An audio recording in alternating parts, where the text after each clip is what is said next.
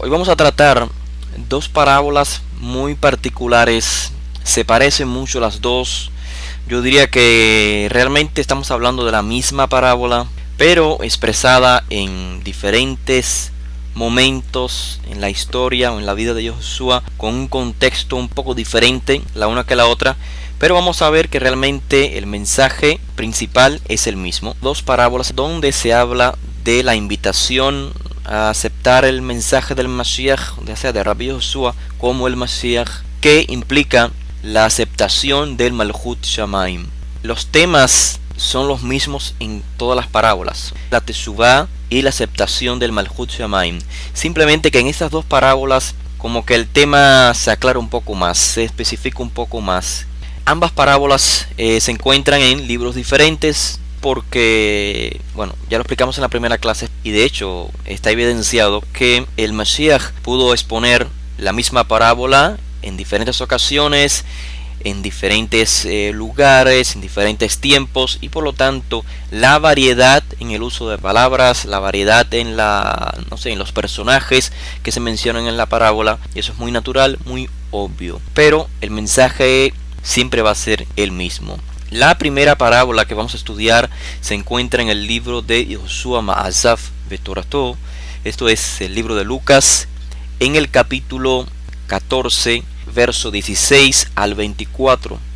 Dice el texto así: Cierto hombre dio una gran cena e invitó a muchos, y a la hora de la cena envió a su siervo a decir a los que habían sido invitados: venid, porque ya todo está preparado. Esa es la palabra clave que vamos a aprender hoy. Hakol Muhan. Todo está preparado. Vengan. Sigue diciendo el texto. Y todos a una comenzaron a excusarse. El primero le dijo: he comprado un terreno y necesito ir a verlo. Te ruego me excuses. El otro dijo: he comprado 5 yuntas de bueyes y voy a probarlos. Te ruego que me excuses. También otro dijo: me he casado y por eso no puedo ir. Cuando el siervo regresó, informó de todo esto a su señor. Entonces, enojado, el dueño de la casa, o el señor, dijo a su siervo: sal enseguida por las calles y callejones de la ciudad y trae acá a los pobres, los mancos, los ciegos y los cojos. Y el siervo dijo: Señor, si ha hecho lo que ordenaste y todavía hay lugar. Entonces el señor dijo al siervo: sal a los caminos y por los cercados y oblígalos a entrar para que se llene mi casa, porque os digo que ninguno de aquellos hombres que fueron invitados probará mi cena. ¿Cuál es el contexto? Simplemente tenemos que ir unos versos antes y ahí leeremos que dice Josué en una enseñanza: cuando ofrezcas un banquete, llama a pobres, a mancos, a cojos, a ciegos, y serás bendito, ya que ellos no tienen para recompensarte, pues tú serás recompensado en la resurrección de los tzadikim, de los justos. Cuando uno de los que estaban sentados con él, o sea con Josué, a la mesa oyó esto, dijo: bendito todo el que coma pan en el Malchut Elohim, que es la restauración, el implantamiento de la soberanía de Hashem en toda la tierra, dirigido desde Israel. Esto es lo que significa el Malchut Elohim. Entonces, en base a esta expresión, Josué comienza a exponer la mashal que acabamos de leer. O sea, Josué había sido invitado, si leemos todo el contexto, había sido invitado en un día de Shabbat a cenar en Galilea, en una casa de un fariseo importante. Allí entonces se encontraba el Rav junto a sus discípulos y compartiendo esta enseñanza que acabamos de leer sobre lo importante de ser hospitalarios. Entonces, cuando Josué concluye la enseñanza, alguien dice: Ashrei ochel lechem bemalchut Elohim. Bendito es todo aquel que come pan en el Malchut Elohim. Y seguido a esto entonces que Josué expone esta mashal en referencia precisamente a un banquete, pero conectándolo con el Malchut Elohim, que como dijimos, el Malchut Elohim es lo mismo que el Malchut Shamaim, Malchut Ha'el. Son términos o formas de expresar la misma idea y se refiere a la, primeramente, restauración de Israel. Por esto el mensaje del Malchut Shamaim lo explica un rabino dentro de la tierra de Israel y no va por todas las naciones vociferando o anunciando a todos los seres humanos el Malhut a Elohim, no, sino que comienza en Israel.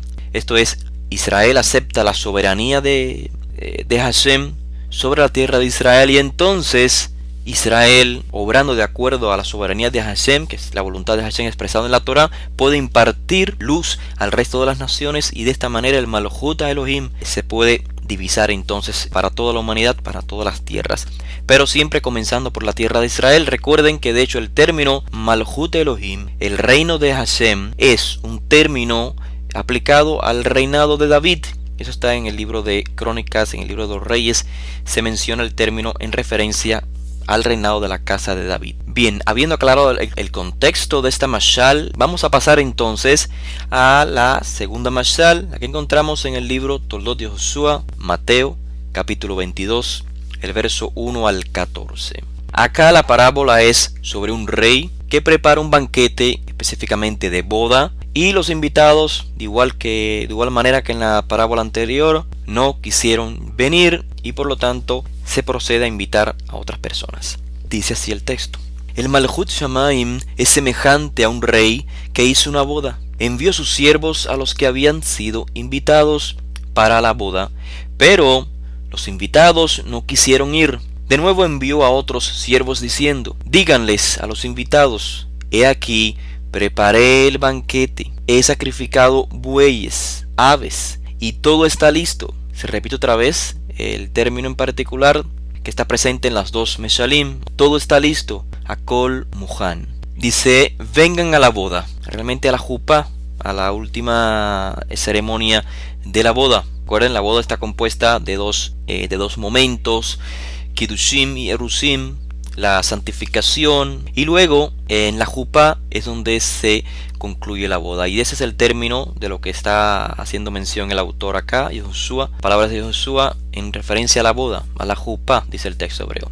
Dice, pero ellos lo despreciaron y se fueron, unos a la ciudad y otros a sus negocios. Los demás tomaron a los siervos, los maltrataron y los asesinaron. Cuando el rey escuchó esto, se incendió su ira, expulsó a esos asesinos e incendió sus casas con fuego. Entonces dijo a sus siervos, la boda está lista, solamente que los invitados no eran dignos. Ahora salgan a los caminos e inviten a la boda a todo el que encuentren. Sus siervos salieron a los campos y reunieron a todos los que encontraron, buenos y malos, y se llenó la boda de gente comiendo. Vino el rey para ver los que estaban comiendo, y vio allí un hombre que no estaba vestido con las Bigdei Jupá, o las vestiduras de la boda. De manera que le dijo, amigo, ¿cómo viniste aquí sin la ropa de boda? Pero él guardó silencio, y entonces el rey dijo a sus ministros, amárrenle sus manos y pies, y envíenlo abajo al Sheol, y allí será el lloro y el crujir de dientes. Los invitados son muchos, pero los elegidos son pocos. De esta manera concluye esa segunda mashal, y el contexto, como lo pueden ver en sus notas, es similar al anterior. Dice brevemente, textos anteriores, en base al contexto, dice que los principales de los Kohanim y los Hajamim, los sabios, los escribas, escucharon sus parábolas, o sea, las parábolas de Rabbi Josué, y conocieron que él hablaba con respecto a ellos. Entonces procuraron matarlo, pero temieron de las compañías para quienes él era un naví, un profeta. Así que el contexto lo vemos claramente. Se trata de una crítica a los líderes del pueblo que no habían hecho teshuvá, que no habían retornado. Y esto lo explicamos en la clase anterior, la necesidad imperativa de que la nación de Israel le haga caso a un naví, siga las palabras de un naví. Y cuanto más importante es que escuchen palabras los líderes del pueblo. Como dijimos en las clases previas, lo que leemos en el Tanaj es que precisamente en base a la conducta del rey de Israel, de los líderes, vendrán calamidades o buenas noticias para el pueblo.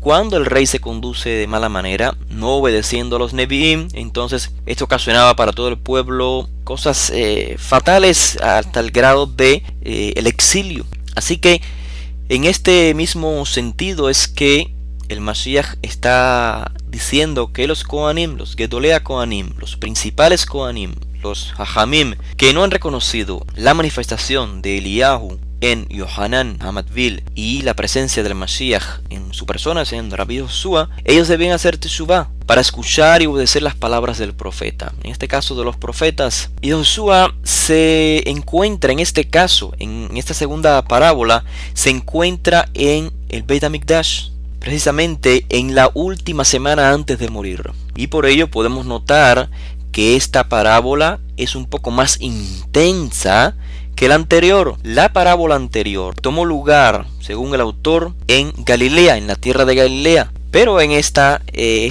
estamos leyendo de Toldot de Joshua, del libro de Mateo, se encuentra Joshua en el Beit HaMikdash, en Jerusalén, cerca de los días de su muerte, y él lo sabe, está consciente de todo esto, está consciente de que su exposición y su crítica a los líderes del pueblo, y nada más y nada menos que en el propio Beit HaMikdash, traerá consigo una persecución, inclusive la muerte. O sea, ahí él estaba preparado para enfrentar este destino. De hecho, hay una clara alusión a la destrucción de Jerusalén. Hay una alusión también muy clara de la persecución de los Talmidim por parte de los líderes del pueblo.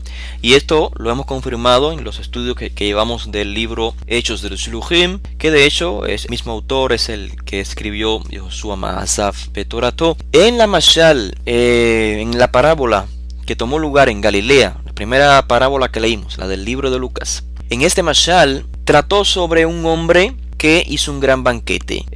Sin embargo, ya vimos en esta segunda Mashal, ya no es un hombre, sino que se está hablando de un rey que prepara un banquete, y en este caso un banquete para una jupa, una fiesta de boda.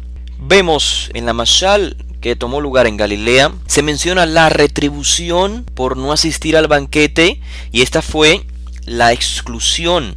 En el Mashal que tomó lugar en Jerusalén, en el Beit HaMikdash, la retribución es un poco más fuerte, mucho más fuerte. Pero sobre todo quiero hacer notar que en el Mashal que fue expuesto en Galilea se mencionó solo a un siervo, en comparación a este otro Mashal que Rabbi Joshua expuso en Jerusalén, donde se habla de siervos en plural. Podemos entonces ver también una leve diferencia. En el Mashal que expuso en Galilea, con el siervo quizás se refería a él mismo como individuo. Sin embargo, en Jerusalén, cerca de su muerte, conociendo todo lo que, o previendo todo lo que iba a ocurrir, se está refiriendo a los siervos como sus shiluchim. O sea, ya él hizo la función como siervo en particular, ahora les corresponde a los otros siervos, o sea, a los shiluchim, a los Talmidim. El mensaje, como les dije al inicio, es el mismo, solo que en el Mashal de Jerusalén la narración es, repito, más dramática, más intensa. Para comenzar a descodificar estas imágenes, estas alusiones, debemos comenzar por el detalle más importante de todos, y esto es el banquete. ¿Qué significa un banquete? ¿Por qué Rabbi Joshua habla de un banquete? En hebreo, el término para lo que conocemos en español como banquete es mishte. Mishte, cuando se usa en el Tanaj, en la mayoría de los casos, siempre que toma lugar un banquete o un mishte, es porque también va a tomar lugar un juicio o una recompensa. Así que esto hay que tenerlo claro. Mishte, un banquete, esto es un momento para recompensa y de igual manera para juicio. Cuando con juicio me refiero a un momento de pedir cuentas o de rendir cuentas.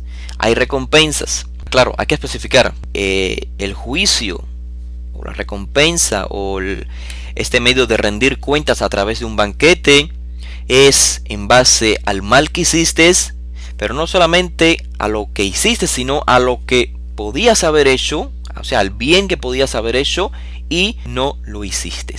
Partiendo con esto en nuestra mente, quiero que recordemos algunos ejemplos del Tanaj donde se menciona entonces un mishte, un banquete, un festín, y toma lugar un juicio. Les recordamos en el libro de Bereshit, donde los malachim visitan a Lot en Sodoma. Recordamos que hace Lot. Lot entonces prepara un mishte, prepara un banquete. Y vemos entonces que toma lugar, seguido a esto, es la sentencia de la destrucción de Sodoma y Gomorra.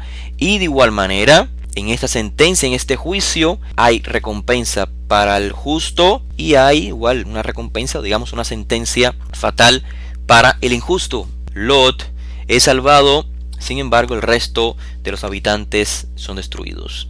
Llegamos también al suceso del nacimiento de Isaac. Allí vemos que cuando nace Isaac, Abraham prepara un mishte, en este caso un mishte gadol. Y notemos esta frase en particular, mishte gadol, un gran banquete. Exactamente las palabras que aparecen en la mashal, no la mashal del rey, sino la mashal de una persona en particular que decidió hacer un mishte gadol, un gran festín, o sea, un momento para recompensar. Precisamente en este mishte gadol es donde Agar e Ismael, su hijo, son expulsados de casa de Abraham. Así que vemos cómo Abraham prepara un mishte gadol, una gran banquete, y toma lugar un juicio. Isaac permanece en casa e Ismael y Agar son expulsados. Similar, llegamos a la historia del Paró, a Yosef en Egipto. Y de manera similar, es el cumpleaños del Paró, del faraón, prepara un mishte, prepara un banquete, y es en ese momento donde se narra la restauración del jefe de los coperos y de igual manera la sentencia de muerte del jefe de los panaderos. Así que vemos que se repite el mismo principio. Cada vez que hay un mishte, toma lugar entonces una sentencia. Inclusive podemos no solamente encontrar este formato en la Torá, sino, como les dije, en todo el Tanaj. Para no indagar en tantos ejemplos, quiero llevarlos al libro, uno de los libros más difíciles en los cuales pensamos que vamos a encontrar este ejemplo.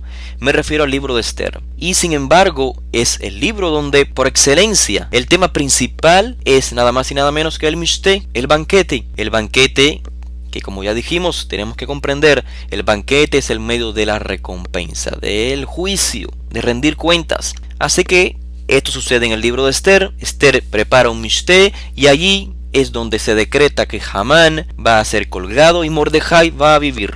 Vemos otra vez entonces que se repite el mismo principio. Un decreto de rigor para el malvado y un decreto de favor para el justo, en este caso Mordejai.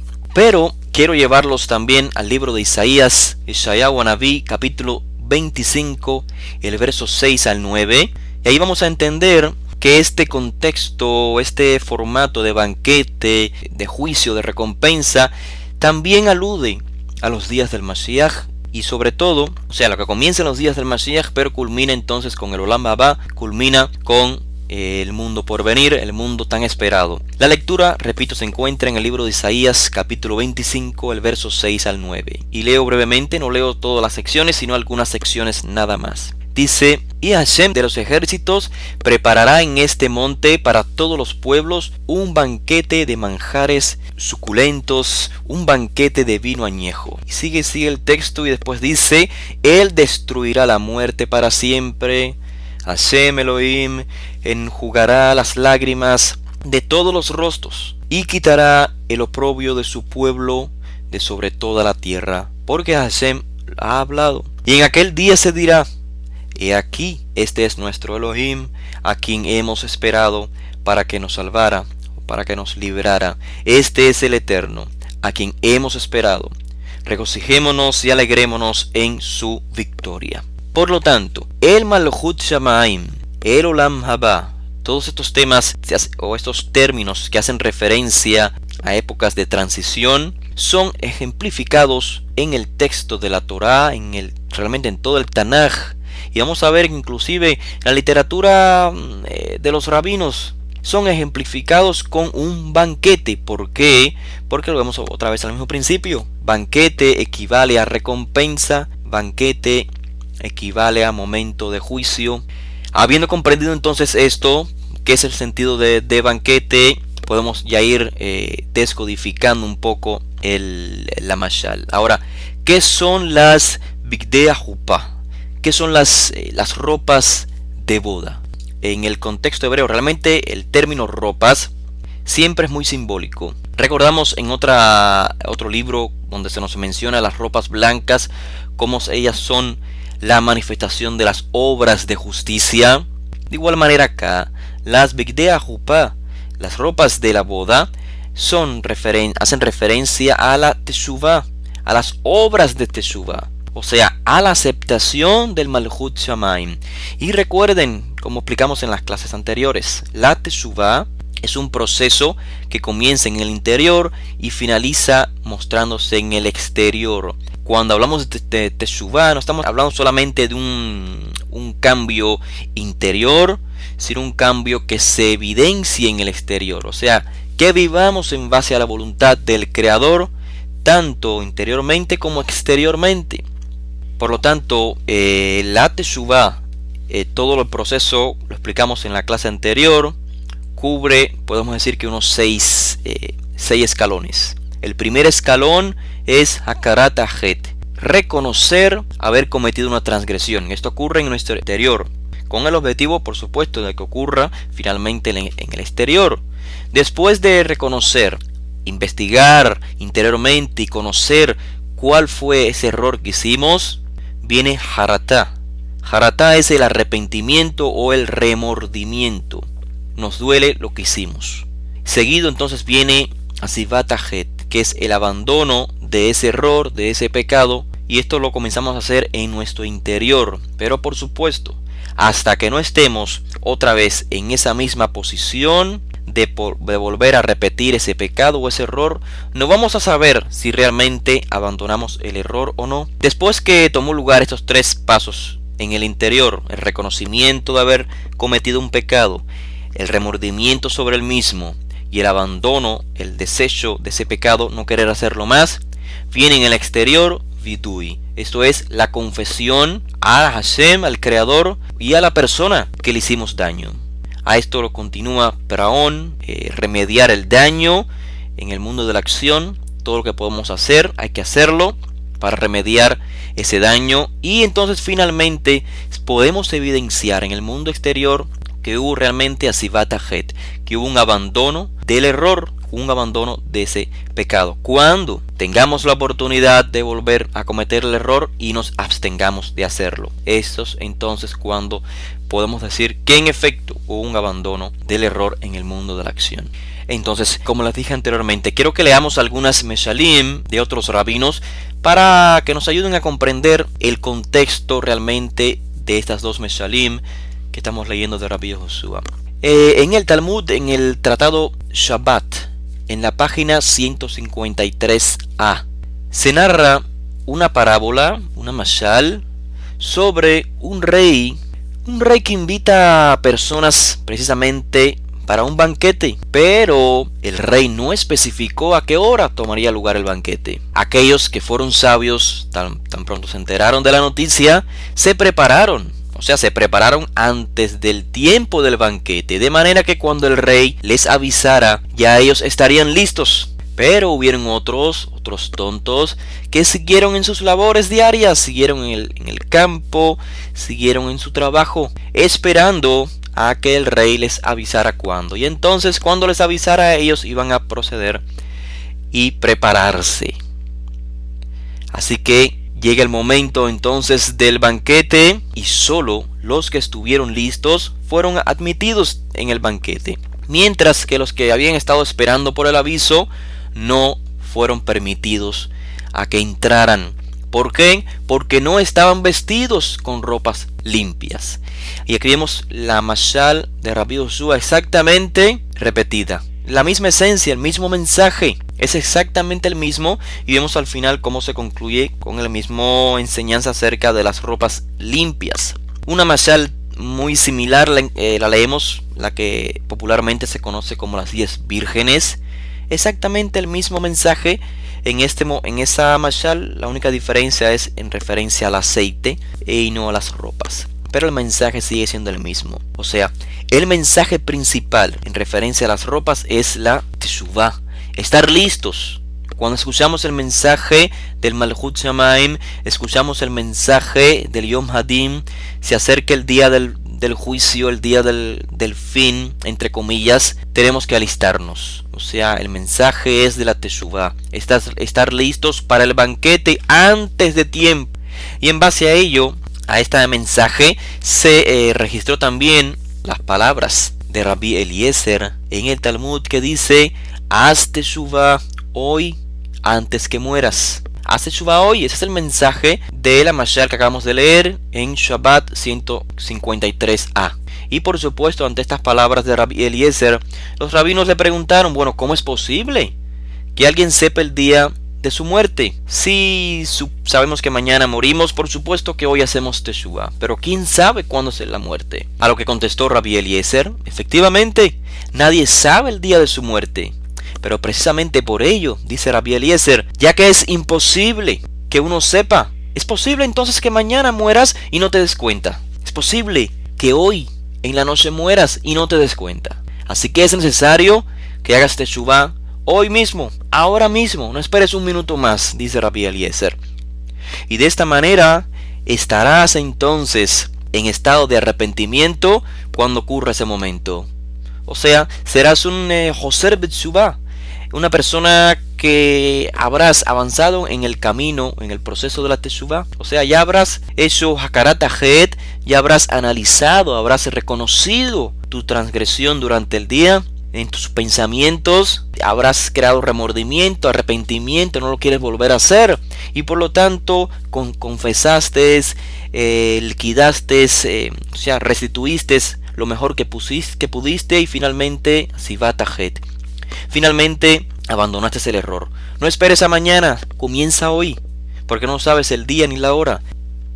Quizás algunos realmente no comprendamos cómo consolidar esta idea de juicio y a la vez de bendición. A primera vista pareciera algo contradictorio, un banquete y de igual manera se decreta juicio. Como dijimos ya, se trata de un mishté, un banquete donde, como dijo el profeta, vamos a deleitarnos, Hashem ha preparado manjares y a la vez escuchamos de juicio, de sentencia. ¿Cómo ambas ideas pueden concordar? La idea realmente de un castigo al malvado y una bendición al tzadik, ¿cómo esto toma lugar a la vez? Y esto es un principio que lo encontramos en toda la literatura del Tanaj, desde los primeros libros hasta el final.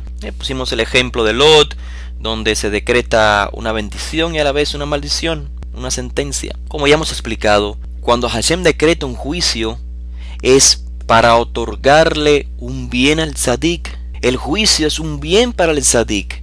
El tzadik es la persona que hace la voluntad. Con el término tzadik no me estoy refiriendo a una persona espiritualmente muy elevada. El término tzadik simplemente significa una persona que hace lo que es justo. Por supuesto, el término también se puede aplicar para una persona muy elevada espiritualmente hablando. Acá me refiero al tzadik, con la persona que hace lo que es tzedek, hace lo que es justo. Por lo tanto, si la persona hizo lo que es justo, es un tzadik, no debe por qué temer. Hashem creó al ser humano con la sensación de necesidad, con la sensación de carencia. El ser humano constantemente está en carencia. Todo lo que hacemos, todos nuestros movimientos están canalizados en base a una carencia. Siempre pongo ejemplo, el simple ejemplo de querer estar de pie o estar sentado. Lo hacemos porque hay una necesidad, estoy cansado, me siento. Todo lo canalizamos en base a un deseo. Comemos porque tenemos hambre y así podemos aplicar el mismo principio para cualquier acción en nuestra vida. Acción, inclusive podemos hablar de pensamientos. Nuestros pensamientos están basados también en deseos. De tal manera que Hashem creó este sistema así para otorgarle el bien a la persona. ¿Por qué? Porque solamente la persona que tuvo necesidad y buscó eso que necesitó puede entonces encontrar satisfacción cuando lo recibe. Es un principio de nuestro mundo que solo el que desea algo lo procura y cuando lo procura y cuando lo recibe, entonces se siente satisfacción. Y este es un principio de nuestro mundo aplicable, por supuesto, a los principios espirituales también. La satisfacción está cuando recibimos lo que buscamos, lo que deseamos. Y así ocurre entonces de manera similar en el juicio de los tzadikim, de los justos, ya sea en el Yom Hadim o en el momento de la muerte. En el juicio se le otorga la recompensa.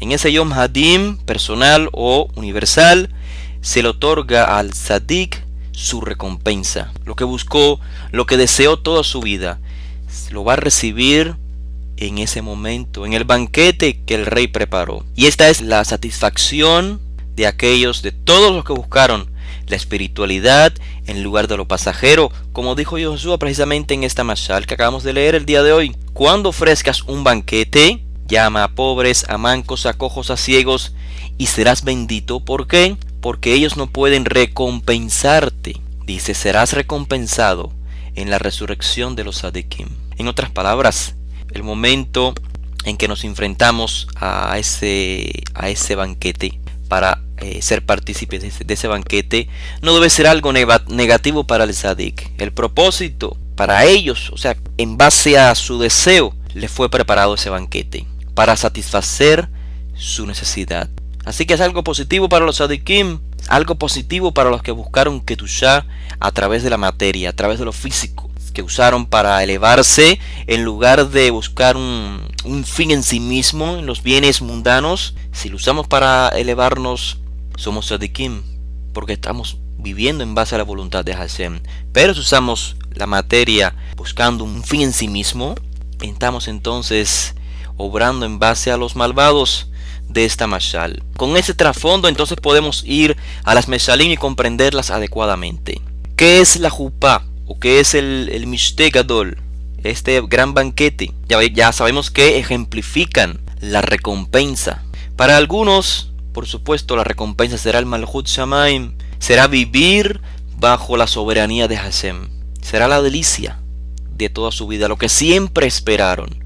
Y en base a ello vivieron cada día haciendo teshuva, cada día autoanalizando sus pensamientos y sus acciones, porque no saben el momento quiénes son los primeros invitados según la mashal. Vimos que son diferentes tipos de oyentes que escucharon el mensaje de Chizru b'teshuvah shemalchut shamayim krova. Hagan teshuva, que el Malchut Shamayim está cerca. ¿Quiénes son entonces? En este caso, en la mashal, en su contexto histórico, se refieren obviamente a judíos en el contexto del primer siglo que no quisieron oír el mensaje, esto es, no quisieron asistir al banquete. El Malchut Shamayim, dice, es como un rey que preparó una jupá, o una persona que preparó un mishteh, un banquete, y no quisieron asistir. Eso es lo que está pasando. El Malchut Shamayim está por presentarse. Cada uno puede lograr que el Malchut Shamayim sea una realidad. Como dice el Mashiach, el Malchut Shamayim no está acá, no está allá, sino que está dentro de ustedes. Ustedes tienen la decisión, la última palabra la tienen ustedes, dentro de ustedes, en sus corazones. El Mashiach está presente, Eliyahu ya lo anunció, pero ustedes tienen la última palabra. Hagan un cambio, el Malchut Shamayim está dentro de ustedes. Por diferentes razones, muchos de estos que escuchaban no querían hacer teshuva, lo cual equivale a no querer aceptar el Malchut Shamayim, no querer entonces acercarse a el mishteh o la jupa, la boda o el banquete. Por diferentes razones, leímos que son justificaciones falsas. Realmente el contraste entre ellos y los que fueron llamados posteriormente en el Mashal de Galil, leemos que dice posteriormente, después que los primeros no quisieron llegar, dice: trae acá a los pobres, los mancos, los ciegos y los cojos. Con esos términos vemos evidencia de que los que no quisieron venir al principio eran los amigos de esta persona importante que con tanto dinero hizo un gran banquete. O en el caso de la mashal que fue dicha en Jerusalén, se referían a los amigos del rey. O sea, serían dignatarios, serían líderes, sería gente poderosa, gente rica. En el primer siglo entonces, esto ejemplificaría a los líderes del pueblo. Son los amigos del rey o los amigos de esta persona tan importante. Personas que no querían un cambio en la sociedad. ¿Por qué? Porque estaban cómodos en su posición de líderes religiosos. O sea, una vez que se les presenta los errores en los cuales están, no quiere hacer un cambio. En referencia a los Kohanim corruptos, a los saduceos, de igual manera, ellos tenían una buena posición ante el pueblo como líderes en el templo y no querían un cambio. De igual manera podemos ejemplificarlo en gente adinerada, gente de alta posición, no querían el cambio. En el Mashal que se expuso en Galil, Josué hace una importante nota, la cual quiero también recalcar acá. Dice que después de llamar al segundo grupo de los pobres, los mancos, los ciegos y los cojos, dice Josué que el siervo dijo a su señor: se ha hecho lo que ordenaste y todavía hay lugar. O sea, ya se llenaron todos los puestos y aún hay más lugar vacío. Entonces el Señor dijo al siervo: sal a los caminos y por los cercados y oblígalos a entrar para que se llene mi casa. Porque os digo que ninguno de aquellos hombres que fueron invitados probará mi cena. O sea, aunque haya lugar vacío para que entren, no van a entrar ellos. Entrarán cualquiera menos ellos. Esto es lo que significa. Esto es un equivalente a lo que en la Mashal que fue expuesta en Jerusalén se mencionó a una invitación tanto a buenos como a malos. O sea, en esta tercera invitación que toma lugar en la Mashal que fue expuesta en Galil, es un equivalente a los invitados buenos y malos mencionados en la otra Mashal que se fue expuesta en Jerusalén. O sea, con estos buenos y malos, y como dice Josué, invita a cualquiera menos a los que fueron invitados y no llegaron. Con esto se refiere, podemos decir, a cualquier tipo de personas. Y esto es una percepción que tuvo Rabbi Josué sobre el futuro no muy lejano. Eso es lo que harían sus shiluchim, sus representantes, sus talmidim, cuando Josué se ausentara. Él estaba claro de lo que iba a ocurrir en los próximos días. O sea, el mensaje de la redención, el mensaje de la restauración de Israel, del Malchut Shamaim, sería transmitido no solamente en Jerusalén, no solamente en Judea, sino aún en Samaria, aún en el exilio. Y esto es una referencia que encontramos en la Mashal, donde dice: vayan a los caminos, a los cercados. Recuerden que después de que los primeros invitados no quisieron venir, entonces es que el Señor ordena al siervo diciendo: sale enseguida por las calles y callejones de la ciudad. Veamos que se hace mención de la ciudad, las calles y callejones de la ciudad, y de ellos trae a los pobres, a los mancos, a los ciegos y a los cojos. Esto es lo que hizo Rabbi Josué en su tiempo, en sus días. Luego hay otro llamado, y este llamado es: Señor, se ha hecho lo que ordenaste y todavía hay lugar. Entonces el Señor le dijo: sal a los caminos por los cercados. O sea, ya no estamos viendo que se está extendiendo fuera de la ciudad. Y dice: oblígalos a entrar para que se llene mi casa. Esto es lo que hicieron los Shiluchim. Esto es lo que leemos en el libro de Hechos de los Shiluchim, donde el mensaje del Mashiach, esto es la redención del Mashiach, toma lugar también en el exilio. Hay un mashal, hay una parábola que encontramos en el Midrash Teilim, o sea, en una obra que comenta los Teilim, el libro de Salmos, allí explicando sobre el Salmo capítulo 25 y el verso 9.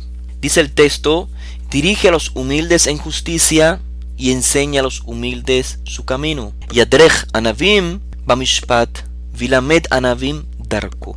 Conduce o dirige a los humildes, a los anavim, bamishpat, en justicia, en equidad, y enseña también a los anavim su camino. Comentando entonces este texto, dice la Mashal en el Midrash Teilim que un rey preparó un gran banquete y encargó a su siervo diciéndole: invita a mercaderes, pero no invites a los artesanos. Entonces su siervo dijo: Rey, es tan abundante el banquete que los mercaderes no van a poder comerse todo el banquete, o sea, toda la comida, a menos que invites a los artesanos también, y entonces entre todos juntos pueden comer toda la comida que preparaste en el banquete. Y finaliza esta mashal con las palabras de David: El Eterno es bueno para con todos y su compasión es sobre todas sus obras. Esto se encuentra en Teilim 145, el verso 9.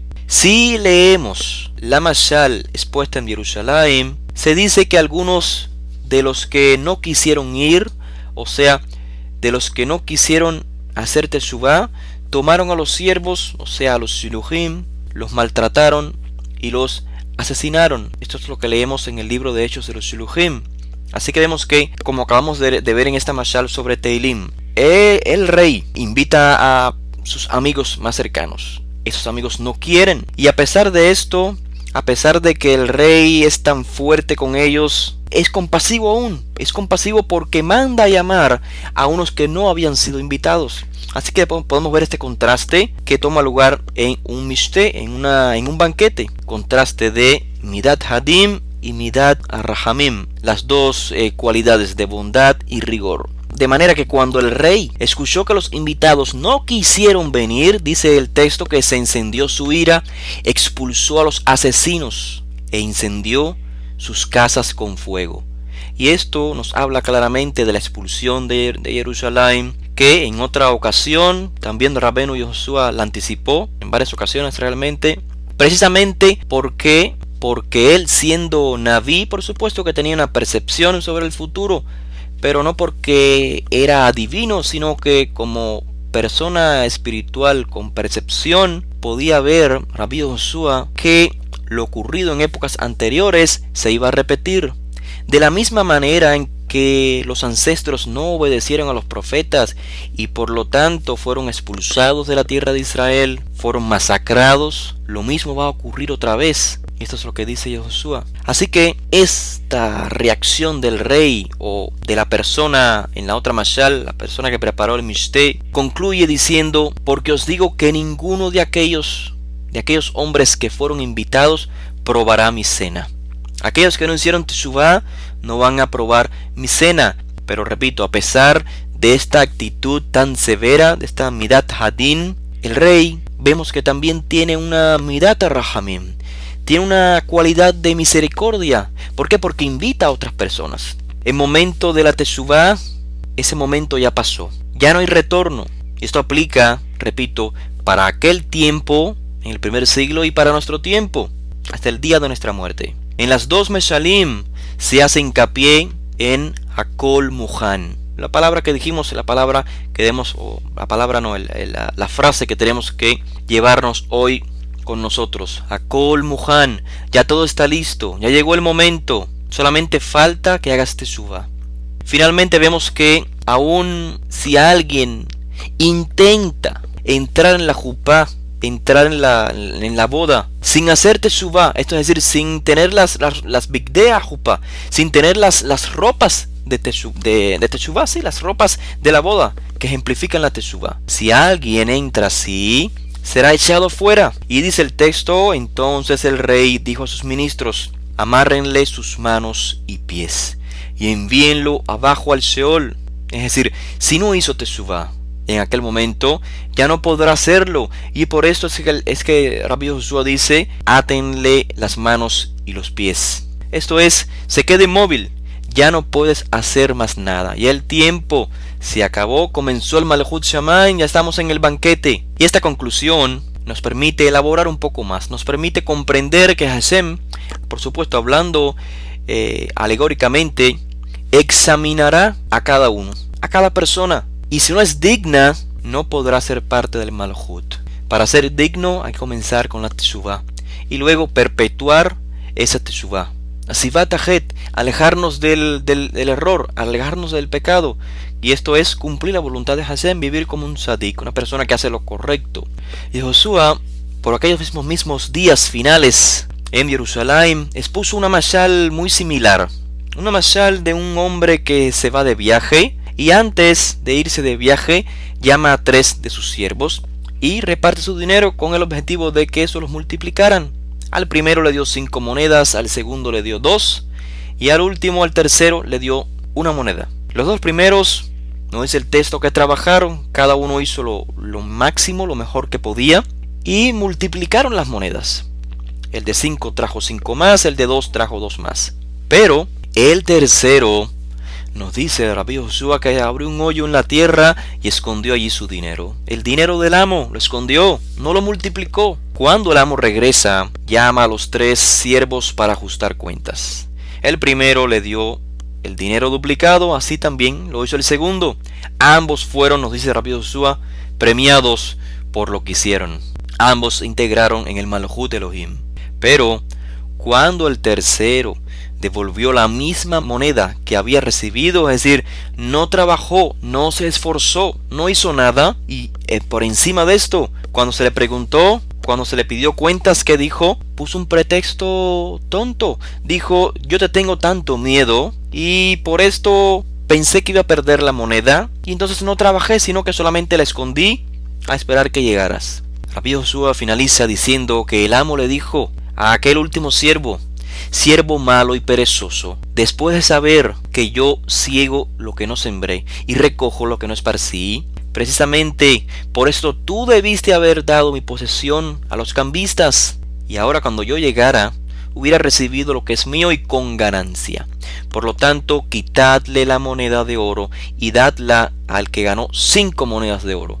Y dice, al que tiene le será dado, al que no tiene, aún lo que fue destinado para él se le quitará. Al siervo perezoso envíen la oscuridad y a los lugares bajos. El mismo mensaje de la mashal anterior, envíelo al Sheol, es decir, a la perdición total. Allí será el llanto y el crujir de dientes. Todos los seres humanos hemos sido creados con potenciales, con capacidades, pero diferentes. Obviamente no somos iguales. Hay unos con más capacidad para ciertos ámbitos que otros. Eso depende, por supuesto, del medio ambiente donde hayamos nacido, donde hayamos crecido. Depende de la voluntad divina de quiénes son nuestros ancestros. Como dice el Mashiach, a uno dio 5, a otro dio 2. No todos tenemos el mismo potencial. Inclusive a otro le dio 1 solo. Pero no importa dónde la predestinación hizo que naciéramos. No importa. Cada uno estamos seguros de que existimos acá porque tenemos una razón de ser. Cada uno tenemos un potencial. Y ese día de la transición que ya mencionamos es el día, podemos decir, de la muerte, el día de la cuenta, el día de la recompensa, el día del juicio. Ese día es como si se te fuera a preguntar, ¿qué hiciste con el potencial? ¿Qué hiciste con tu vida? En otras palabras. En base a eso viene entonces tu recompensa. En base a eso se te va a juzgar. ¿Qué hiciste? Mientras tanto, nos dicen los maestros de la Torá, no esperes para mañana. Hazlo hoy. Lo importante es el tiempo. Akol Muhan. Ya todo está listo. En el tiempo de Hashem todo está listo. Faltas tú nada más. No esperes para mañana. Comienza hoy. Comienza ahora. Vemos entonces, en base al contexto histórico, cómo la mashal pues tiene una enseñanza, una aplicación totalmente diferente a la que se expone en círculos religiosos, donde se desvirtúa el mensaje en la mayoría de los casos con el objetivo de justificar una doctrina o un dogma. Hemos visto cómo estas meshalim no son nada nuevo para el concepto judío de la época. No son nada nuevos. Vemos que rabinos, en este caso posteriores a Rabbi Joshua, porque las parábolas estas que acabamos de leer de la literatura que se conoce en el mundo occidental como literatura rabínica, fueron recopiladas, o sea, los autores de estas meshalim fueron rabinos posteriores a Rabbi Joshua. No significa que estos rabinos copiaron a Rabbi Joshua, que es el más antiguo, sino que más bien podemos concluir diciendo que era un tema general, era un tema obvio, conocido, y en base a ellos que podemos comprender el significado de meshalim, exposiciones, parábolas, narraciones, comparaciones sencillas con lo que diariamente chocamos, con lo que diariamente vemos. De esta manera las meshalim nos ayudan a comprender, podemos decir, conceptos o ideas abstractas del mundo espiritual, pero a través de estos simples ejemplos del cotidiano, del diario vivir, pues se nos hacen muy obvias para comprender. Y espero entonces que nos hayamos llevado las herramientas necesarias para poder comprender, para poder descodificar meshalim o sea, todas las Meshalim realmente, en este caso de Rabbi Yoshua, sabiendo cuál es el principio general, que es la Teshuvah, y por supuesto, en base a ese principio general, tenemos que adaptarnos al contexto del autor. Y esto nos va a ayudar para comprender casi todas las Meshalim, porque hay otras como las de las 10 vírgenes que se hace mención del aceite. Hay que comprender entonces qué significado tiene el aceite en el primer siglo, si existen algunas otras Meshalim o algunos otros ejemplos sobre el aceite. Y así que analizando cada detalle nos va a ayudar para poder comprender entonces la Mashal en base al contexto, no en base a interpretaciones anacrónicas.